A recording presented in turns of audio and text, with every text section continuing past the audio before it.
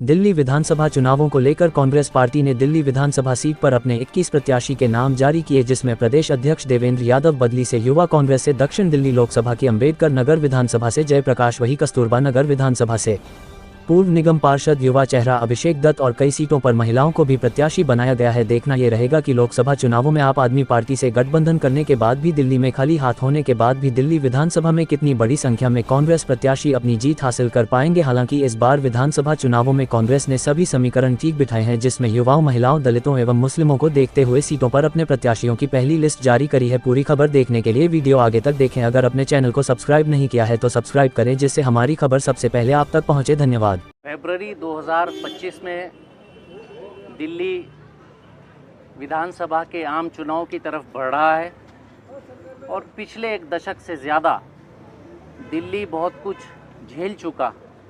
बुरा हाल दिल्ली का है, दिल्ली की जनता का है, जो हम हवा से लेकर सड़क पर, पानी से लेकर हर जगह हम देख रहे हैं। दोनों पार्टियां, बीजेपी और एएपी, दोनों पार्टियां मिलकर ब्लेम गेम कर रही हैं।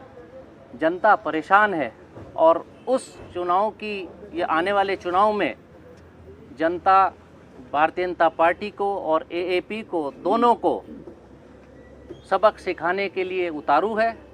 आज हमारी सीईसी की बैठक हुई। इस बैठक में हमने विस्तृत चर्चा के बाद अपनी लिस्ट वहाँ स्क्रीनिंग कमेटी ने रखी। माननीय अध्यक्ष जी और हमारी स्क्रीनिंग कमेटी की चेयरपर्सन मीनाक्षी जी और हमारे सभी सहयोगी सचिव और दोनों हमारे एमपी साहब और प्रदीप नरवाल जी सभी मौजूद थे।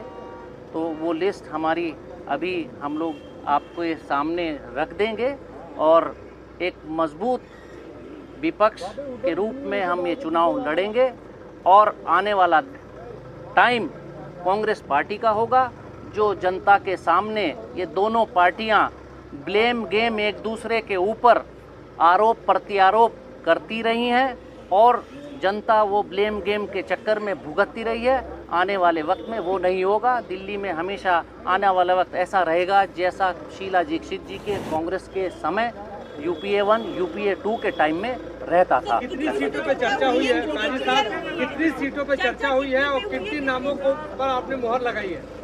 21 सीटों पर चर्चा हुई है और 21 की 21 सीटों पर सीईसी ने अप्रूवल दे दिया है। लिस्ट कब तक आ जाएगी सर? हमारी लिस्ट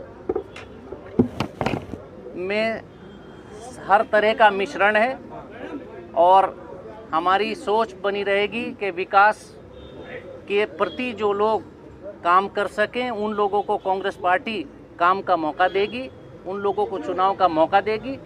पहले जिन लोगों का अच्छा काम रहा उनको भी मौका मिल रहा है और युवाओं को भी हम लोग अवसर प्रदान करेंगे। अध्यक्ष जी चुनाव लड़ेंगे क्या?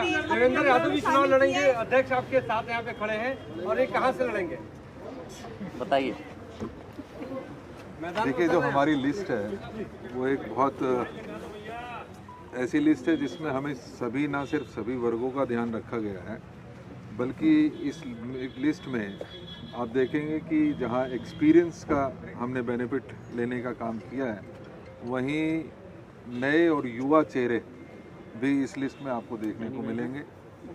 ये लिस्ट एक ऐसी लिस्ट है जिसमें सभी वर्गों का ध्यान रखा गया है, चाहे वो माइनॉरिटीज़ हों, चाहे वो ओबीसीज़ हों, चाहे वो वैश्य वर्ग हो, चाहे वो कायस्थ हों, अन्य सभी वर्गों को इसमें स्थान मिला है।